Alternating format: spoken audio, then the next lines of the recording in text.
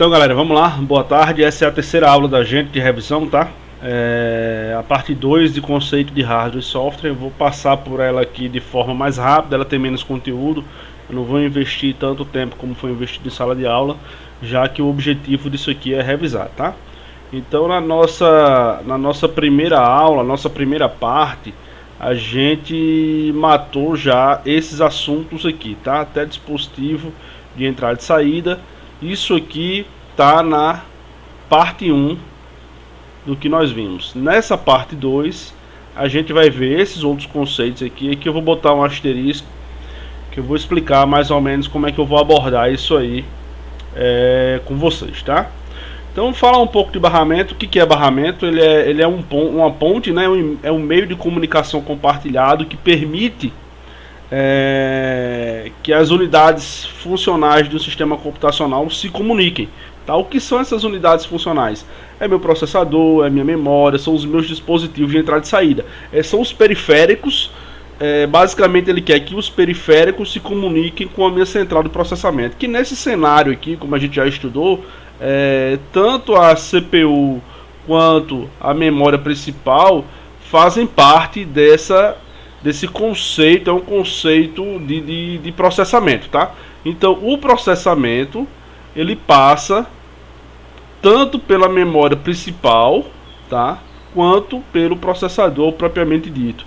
E os barramentos quem fazem, né, as comunicações dos meus diversos dispositivos com essa central aqui de processamento, tá? Com essas duas unidades funcionais aí de processamento. Então, barramento imagina uma trilha, imagina uma estrada, imagina um caminho que leva informações de um dispositivo para o outro dentro do ambiente computacional, tá? Eu tenho 3 tipos de barramento, tá? Eu tenho um barramento processador-memória, tenho um barramento de entrada e saída e tenho um barramento backplane. Quais as características do barramento processador-memória, tá? Eles são curtos, são barramentos curtos, extremamente velozes, porque eu preciso estar todo o tempo levando informação da memória para o processador. Eles maximizam a banda passante entre memória e processador, então esses dados, esses processos que tem que ser efetivamente executados vão ficar passando constantemente nesse processador, e eles são proprietários do fabricante. Então, Intel fez uma placa-mãe X, ela implementa lá como o barramento dela vai funcionar. Ou a Asus fez uma placa-mãe Y e ela implementa lá como esse barramento vai funcionar dentro dessa placa-mãe, tá? Dentro desse ambiente computacional. Eu tenho um barramento de entrada e saída, que são barramentos mais longos, tá? Por quê? Porque ele precisa interligar todos os periféricos ao ambiente computacional, ao ambiente de processamento. Então eu tenho USB, placa de som, placa de vídeo, esses periféricos todos usam barramentos de entrada e saída para conectar, para transportar informações e receber informações da unidade de processamento. Ele pode ter muitos tipos de dispositivos conectados a ele, né? Como eu falei aqui, eu tenho impressora que usa USB, eu tenho disco que usa USB, eu tenho placa de som, tenho placa de vídeo. Então todos esses dispositivos estão conectados usando barramentos de entrada e saída, tá? Ele precisa atender uma ampla faixa de banda, tá? Passante. Ele não necessariamente, isso aqui a gente vai ver, eles fazem interface direta com o ambiente de memória e de processador, tá? Eles são padronizados, tá? Eu tenho um padrão dentro da minha placa-mãe para que isso funcione, tá? E eles apresentam uma interface moderadamente simples e de baixo nível, tá? Basicamente uma trilha que existe na placa-mãe, que os dados são trafegados por essa trilha, tá? Então eles podem usar o barramento processador-memória, tá? Você pode se conectar direto nesse barramento, ou usar um barramento backplane como um link para o processador memória, tá? A gente vai explicar isso aqui nos próximos slides, beleza? Então eu tenho o barramento backplane, né? Que ele é projetado para permitir que o processador, memória e dispositivos de entrada e saída possam coexistir num único barramento, tá? Num único barramento físico. Eles balanceiam as demandas de comunicação entre o processador e memória com as demandas de comunicação do dispositivo de entrada e saída de memória. Então aqui vai existir um negocinho chamado concorrência, tá? Ele vai ter que gerenciar essa concorrência de demanda entre as requisições de processador memória e entre os dispositivos de entrada e saída de memória, tá? Muitas vezes são construídos diretamente no backplane da placa, no backplane da máquina, que é a própria placa-mãe, tá? São construídos fisicamente lá. Também seguem um padrão e necessitam uma lógica adicional. Isso aqui a gente pode entender como um software adicional para gerenciar, para interfacear esse barramento junto com o ambiente computacional, tá? Entre processador e memória, eu preciso ter alguém fazendo esse meio campo aí. Então é essa lógica adicional que é referida aqui, tá? Então eu tenho um barramento único, tem os tipos de barramento que é barramento único, tá? Eu tenho um barramento backplane, onde meus dispositivos de entrada e saída coexistem no barramento processador memória, tá? Então eu preciso ter alguém interfaceando, é aqui que gera minha concorrência, tá? Eu tenho um barramento separado, eu tenho máquinas com barramento processador memória separado dos barramentos de entrada e saída. Eu preciso de um adaptador de barramento para criar esse link entre meus dispositivos de entrada e saída com o barramento de processador memória, tá? Eu preciso ter essa interface aqui para criar esse link. E eu tenho também a máquina com 3 barramentos, onde eu faço um backplane aqui. Imagina isso aqui como uma espinha dorsal, e que eu só crio um link com o barramento processador memória, e os meus dispositivos de entrada e saída usam o barramento de entrada e saída para se linkar com o barramento backplane, tá? Eu só tenho um link diferente desse aqui, que eu tenho vários links no barramento processador memória, mesmo que seja interfaceando a conexão com o meu barramento principal. E aqui eu não tenho nenhum link, meus dispositivos de entrada e saída se conectam diretamente com o barramento backplane, beleza? Como eu disse, isso é uma aula bem rápida. Se vocês quiserem se atentar mais a essas explicações, vocês podem pausar, rever o vídeo. As próximas aulas é que a gente vai fazer ao vivo, tá? Lá no Google Meet, tá? Mas isso aqui, como é assunto de revisão, eu já estou gravando isso aí e já vou mandando para vocês que vocês possam refrescar um pouco a memória.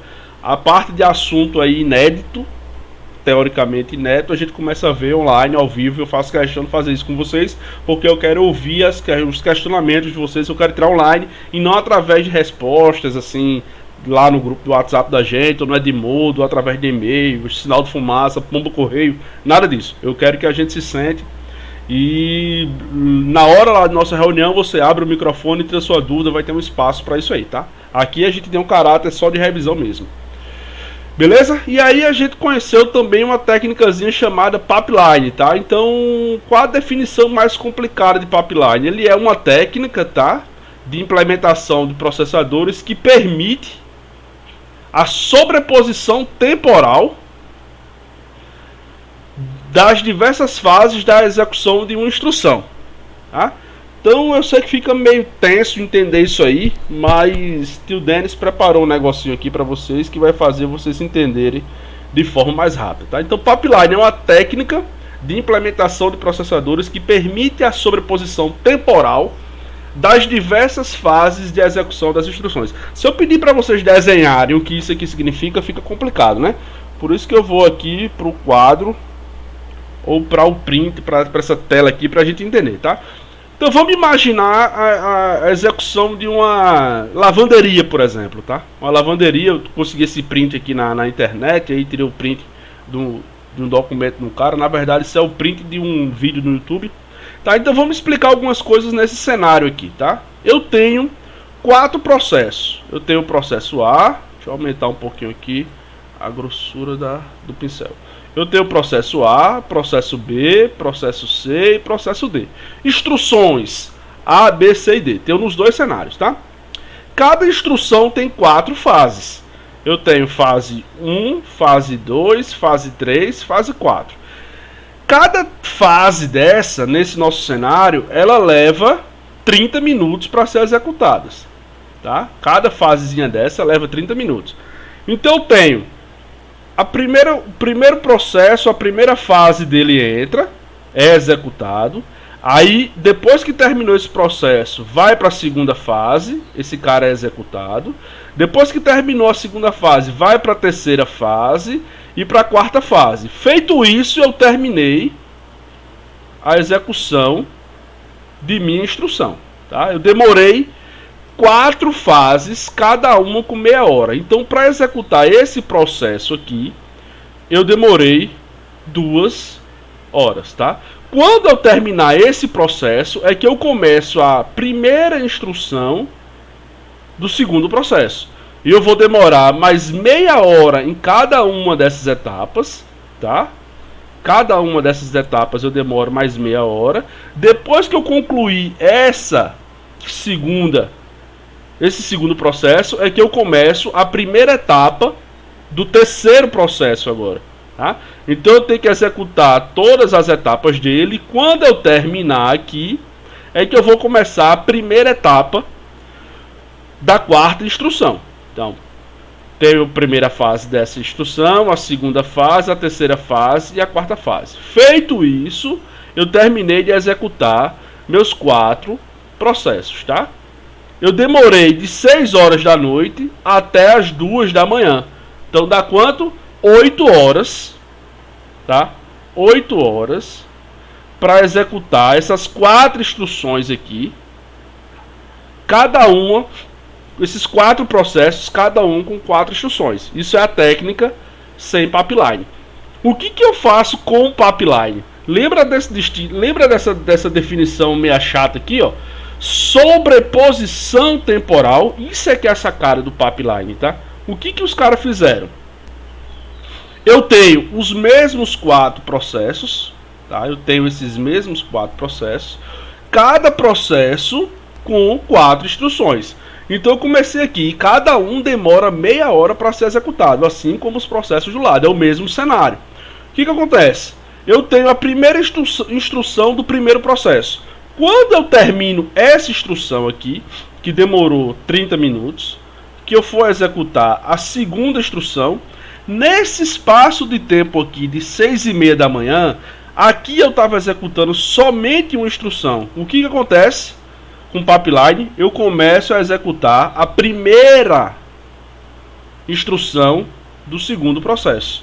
Então, quando esse cara daqui sai da segunda instrução e vai para a terceira, esse cara aqui sai da primeira e vai para a segunda, e esse terceiro processo começa a executar a sua primeira instrução, tá? Quando esse cara aqui sai para a quarta instrução, esse cidadão aqui vai para a terceira, esse cidadão aqui vai para a segunda, e esse cara aqui, esse quarto processo começa a sua primeira instrução. Entendeu? Aqui, deixa eu mudar a cor. Aqui eu terminei a execução do primeiro processo, igual ao cenário do sem pipeline. Sendo que eu executei paralelamente, você consegue ver aqui, ó, o paralelismo, que eu tenho várias etapas de processos distintos sendo executadas ao mesmo tempo. Então, no final aqui, eu cheguei de 9h30 da noite, já tinha executado a mesma quantidade de instruções que esse cara aqui foi terminar de 2 da manhã, tá?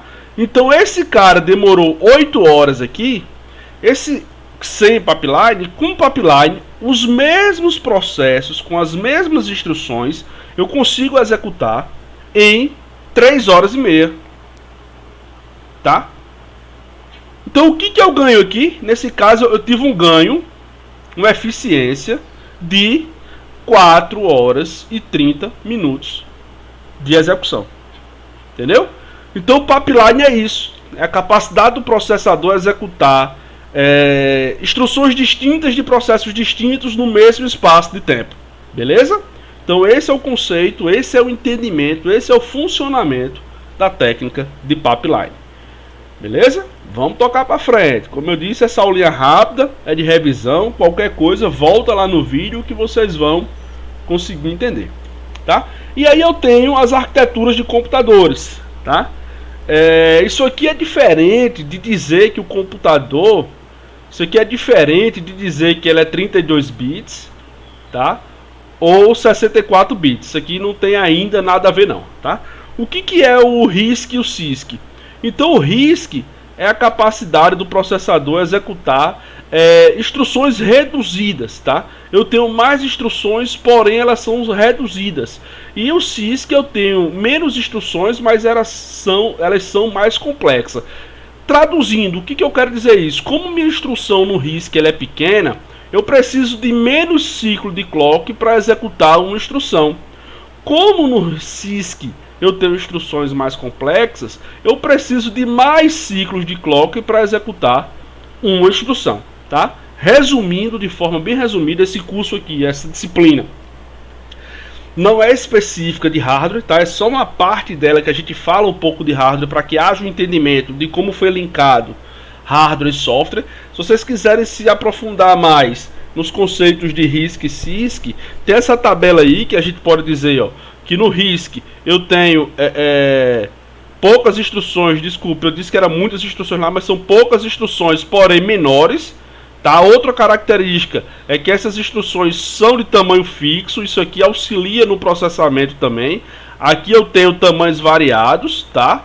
E isso aí atrapalha um pouco o processamento. Eu faço também muito uso da técnica de pipeline no RISC, e aqui no CISC eu tenho pouco uso da técnica de pipeline. A gente acabou de ver os benefícios disso aqui, tá? Os benefícios do pipeline. Eu utilizo pouco ciclo de máquina, pelas instruções ser menores. Eu não preciso de muito ciclo de máquina, foi o que a gente viu aqui nesse slide, tá? No RISC, no CISC eu preciso de múltiplos ciclos, que eu preciso girar várias vezes o clock para executar uma única instrução. Então a gente precisa ter uma visão geral disso aí, tá? A gente não precisa virar perito nisso. Se essa disciplina de arquitetura de computadores está certo, mas é uma disciplina de fundamentos de sistemas operacionais. É importante entender essa diferença, mas a gente não vai adentrar tanto nesse cara não, tá? E aí a gente tem a parte de análise de desempenho, que é o que estava com o asteriscozinho lá lá no início do slide, tá? Eu vou fazer laboratórios disso aqui com vocês. Vão existir laboratórios que a gente vai entender o que eu vou analisar. Então a gente vai analisar o uso de CPU, o uso de disco, o uso de memória, tá? Isso aqui é diferente de fazer um benchmark, tá? Benchmark é outra coisa. Benchmark é teste de exaustão para saber como esses caras vão funcionar. Normalmente quem é gamer usa mais esses tipos de ferramenta. Então eu vou conhecer algumas ferramentas que fazem análise profunda do que está sendo executado nesses caras e como localizar um gargalo. Para isso a gente precisa conhecer um carinha chamado processo. A gente tem que entender como os processos são montados, a gente tem que conhecer os estados do processo, a gente precisa conhecer a dinâmica de como os processos são montados, para depois que eu entender como um processo funciona, como esse recurso funciona, aí eu vou conseguir entender o impacto desses caras no desempenho de minha máquina. Beleza? Então essa aula aí foi só de revisão, era uma aula que faltava, era dessa primeira parte.